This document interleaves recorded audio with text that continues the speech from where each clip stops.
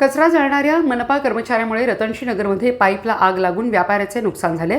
तसेच कचरा पेटवल्यामुळे नागरिकांना त्रास होत आहे। याला जबाबदार कोण असा प्रश्न करीत हे ताबडतोब थांबवण्यात यावे, अन्यथा मनपा मुख्यालय समोर शहरातील प्लास्टिक कचरा गोळा करून तो जाळण्याचे आंदोलन करण्यात येईल असा इशारा मनपा आयुक्तांना नागरिक जागृती मंचच्या वतीने सतीश साखळकर यांनी दिलाय।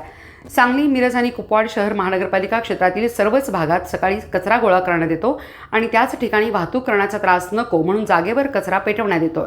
सर्रास या ठिकाणी त्यात प्लास्टिकच्या पिशव्या मोठ्या प्रमाणात जाळण्यात येतात। एका बाजूला हवेत प्रदूषण रोखण्यासाठी वेगवेगळे उपाय केले जातात, मात्र दुसऱ्या बाजूला अशा पद्धतीने कचरा जाळण्यात येत आहे।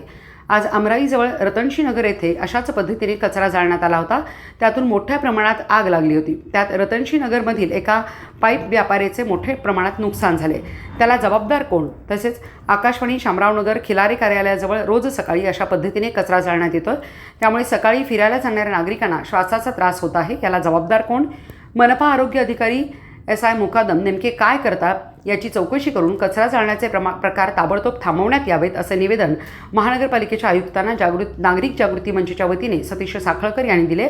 कचरा जाळण्याचा प्रकार थांबला नाही तर मनपा मुख्यालयासमोर शहरातील प्लास्टिक कचरा गोळा करून ते जाळण्याचे आंदोलन करण्यात येईल असा इशाराही निवेदनाद्वारे देण्यात आला आहे।